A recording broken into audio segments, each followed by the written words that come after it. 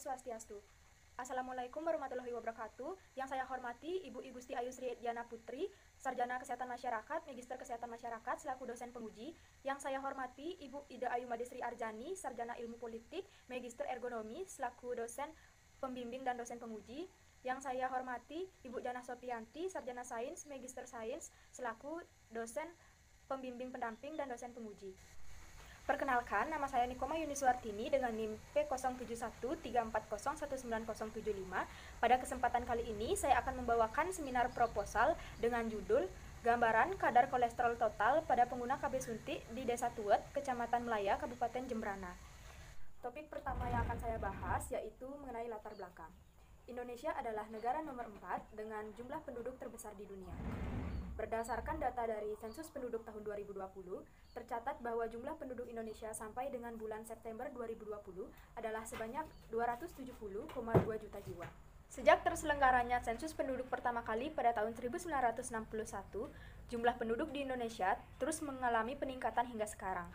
Jika dibandingkan hasil sensus penduduk pada tahun 2010 dengan tahun 2020, terlihat penambahan jumlah penduduk sebanyak 32,56 juta atau rata-rata mengalami peningkatan sebanyak 3,26 juta setiap tahunnya. Untuk mengatasi pertumbuhan penduduk yang semakin meningkat dan bertambah dengan cepat, pemerintah mengeluarkan program yaitu KB atau keluarga berencana.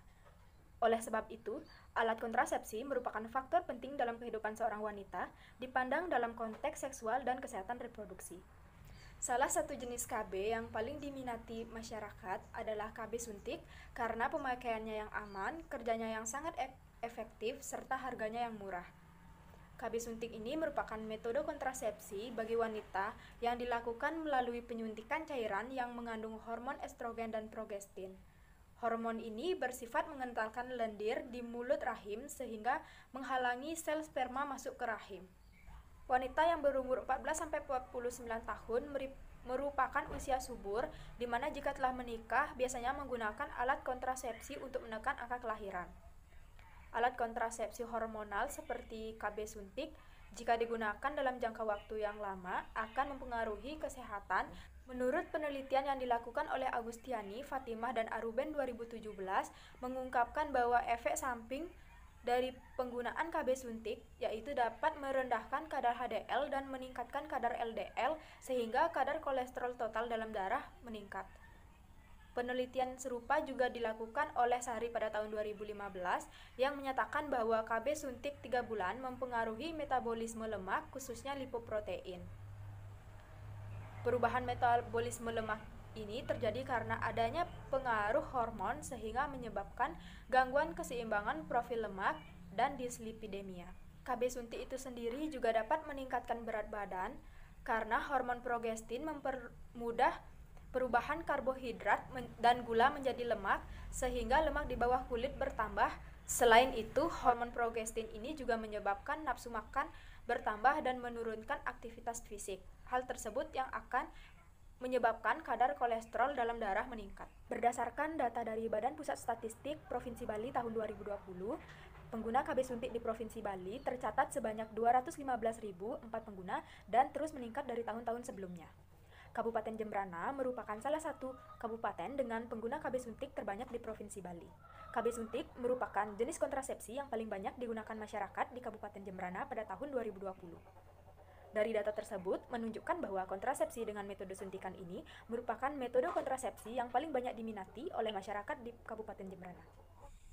Dari dasar pemikiran ini, peneliti tertarik untuk melakukan analisis gambaran kadar kolesterol total pada pengguna KB suntik di Desa Tuet, Kecamatan Melaya, Kabupaten Jembrana. Berdasarkan latar belakang di atas, maka permasalahan yang diteliti yaitu bagaimanakah gambaran kadar kolesterol total pada pengguna KB suntik di Desa Tuet, Kecamatan Melaya, Kabupaten Jembrana. Kemudian tujuan penelitian yang pertama ada tujuan umum yaitu mengetahui gambaran kadar kolesterol total pada pengguna KB suntik di Desa Tuet, Kecamatan Melaya di Kabupaten Jembrana. Kemudian yang kedua ada tujuan khusus yaitu yang pertama mengidentifikasi karakteristik pengguna KB berdasarkan umur, aktivitas fisik, lama penggunaan KB, dan jenis KB suntik yang digunakan. Yang kedua, mengukur kadar kolesterol total pada pengguna KB suntik di Desa Tuet, Kecamatan Melaya, Kabupaten Jembrana.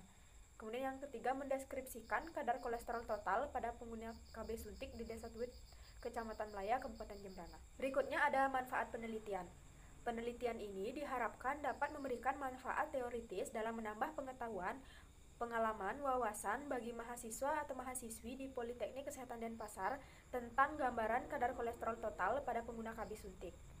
Yang kedua, ada manfaat praktis, yaitu bagi masyarakat diharapkan dapat memberikan pengetahuan mengenai gambaran kadar kolesterol total pada pengguna KB suntik.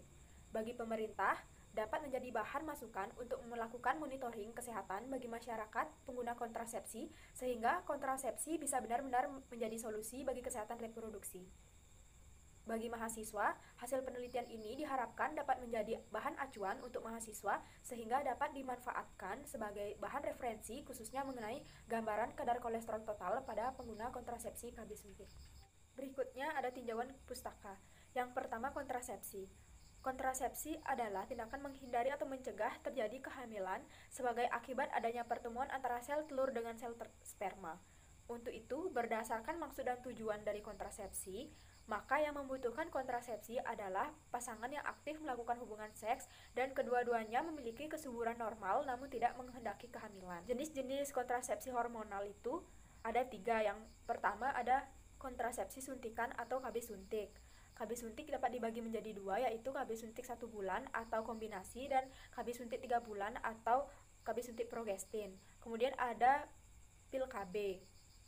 Pil KB dapat dibagi menjadi 3, yaitu pil KB kombinasi, pil KB progestin, dan pil KB darurat.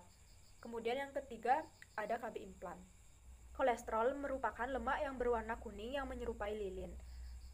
Kolesterol ini sangat penting bagi tubuh asalkan kadarnya tidak berlebihan. Tubuh menggunakan kolesterol untuk membentuk hormon dan vitamin yang penting seperti hormon seks, hormon korteks adrenal, penyusun otak, vitamin D, dan garam empedu. Kolesterol adalah salah satu jenis komponen lemak atau zat lipid. Seperti yang kita ketahui, lemak merupakan salah satu zat gizi yang sangat diperlukan oleh tubuh, selain zat gizi lainnya seperti karbohidrat, protein, vitamin, dan mineral. Selanjutnya, nilai normal kadar kolesterol total menurut Romkes-Depkes 2019. Nilai normalnya yaitu kurang dari 200 mg per desiliter, kemudian ambang batas atau borderline kisaran 200 sampai 239 mg per desiliter. Kemudian kolesterol total dikatakan tinggi jika kadarnya lebih dari 240 mg per desiliter. Selanjutnya ada metode pemeriksaan kadar kolesterol. Yang pertama ada metode Lieberman-Burchard. Yang kedua ada metode enzimatik. Ketiga ada metode fotometer. Kemudian yang terakhir ada metode POCT. Faktor-faktor yang mempengaruhi kadar kolesterol, yang pertama ada usia. Yang kedua ada lama penggunaan KB. Yang ketiga ada jenis KB suntik yang digunakan. Kemudian ada aktivitas fisik, faktor makanan, serta yang terakhir ada genetik. Berdasarkan kerangka konsep, dapat dijelaskan bahwa kontrasepsi metode suntikan dapat mengaruhi kadar kolesterol total. Hal tersebut juga dipengaruhi oleh beberapa faktor, diantaranya yaitu umur, aktivitas fisik, jenis KB suntik yang digunakan, lama penggunaan KB suntik, asupan nutrisi, dan faktor genetik. Pemeriksaan kadar kolesterol total pada pengguna kontrasepsi suntik dapat dilakukan dengan menggunakan metode POCT. Nilai normal dari kadar kolesterol total menurut Kemenkes 2019 yaitu normal kurang dari 200 mg per desiliter, borderline atau ambang batas 200 sampai 239 mg per desiliter, dan tinggi lebih dari 240 mg per desiliter. Berikutnya ada variabel penelitian. Dalam penelitian ini yang menjadi variabel yaitu kadar kolesterol total pada pengguna KB suntik. Berikutnya ada definisi operasional variabel. Yang pertama ada pengguna KB suntik. Pengguna KB suntik ini merupakan responden yang menggunakan kontrasepsi hormonal jenis suntikan atau injeksi yang 3 bulan atau DMPA maupun 1 bulan. Kemudian cara ukurnya melalui observasi dan skala datanya nominal. Yang kedua ada kolesterol total. Kolesterol total merupakan gabungan dari jumlah kolesterol baik, kolesterol jahat, dan trigliserida dalam setiap desiliter darah. Pengukurannya menggunakan alat POCT. Nilai normalnya normal kurang dari 200 mg per desiliter, borderline 200 sampai 239 mg per desiliter, dan tinggi lebih dari 240 mg per desiliter. Skalanya ordinal. Yang ketiga ada umur. Umur merupakan lama waktu hidup terhitung sejak lahir sampai penelitian ini dilakukan. Cara ukurnya menggunakan kuesioner dan skala datanya interval. Berikutnya ada aktivitas fisik, yaitu jenis aktivitas fisik yang dilakukan dalam satu hari. Cara ukurnya menggunakan kuesioner, kemudian kategorinya aktivitas fisik yang ringan, sedang, atau berat. Skala datanya ordinal. Berikutnya ada lama penggunaan KB suntik, yaitu lama waktu seseorang menggunakan KB suntik dari awal menggunakan KB hingga saat penelitian ini dilakukan.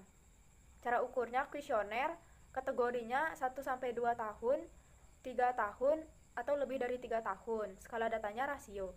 Kemudian ada jenis KB suntik yang digunakan, yaitu jenis KB suntik yang digunakan seseorang, baik itu KB suntik 1 bulan maupun KB suntik 3 bulan. Cara pengambilan datanya dengan kuesioner, kategorinya KB suntik 1 bulan atau KB suntik 3 bulan, skala datanya nominal. Berikutnya adalah jenis penelitian. Penelitian ini menggunakan jenis penelitian deskriptif kuantitatif, di mana penelitian deskriptif tersebut merupakan penelitian yang bertujuan untuk menggambarkan atau mendeskripsikan karakteristik dari suatu peristiwa, di mana pada penelitian ini menggambarkan karakteristik pada pengguna KB suntik di Desa Tuwet, Kecamatan Melaya, Kabupaten Jembrana. Berikutnya ada alur penelitian. Yang pertama, mencari pengguna KB suntik di Desa Tuwet, Kecamatan Melaya, Kabupaten Jembrana. Kemudian menerapkan protokol kesehatan. Selanjutnya menandatangani inform consent.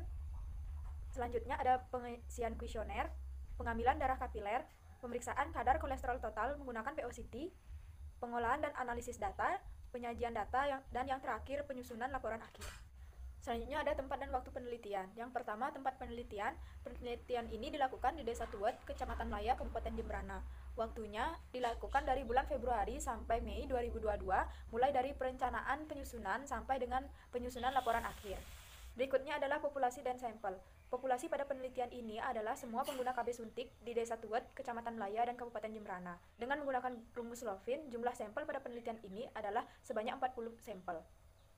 Teknik pengambilan sampel pada penelitian ini menggunakan teknik purposive sampling, di mana teknik purposive sampling ini merupakan teknik pengambilan sampel dengan memenuhi pertimbangan-pertimbangan tertentu yang telah ditentukan oleh peneliti. Jenis data yang dikumpulkan pada penelitian ini yaitu data primer dan data sekunder. Teknik pengumpulan data. Data primer dikumpulkan melalui kuesioner dan pemeriksaan laboratorium.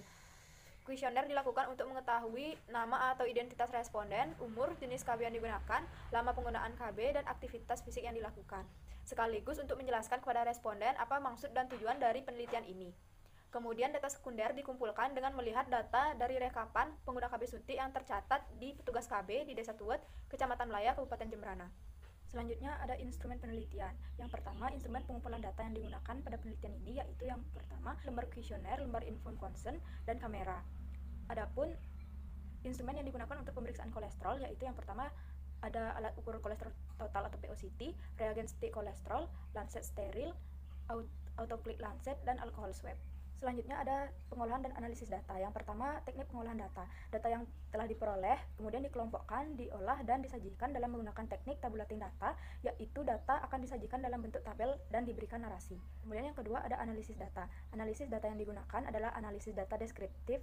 Dari analisis ini akan mendapatkan data numerik berupa nilai normal, borderline, dan tinggi dari kadar kolesterol. Kemudian dari data akan dianalisis sedemikian rupa agar menghasilkan data distribusi frekuensi responden berdasarkan karakteristik responden. Yang terakhir ada etika penelitian.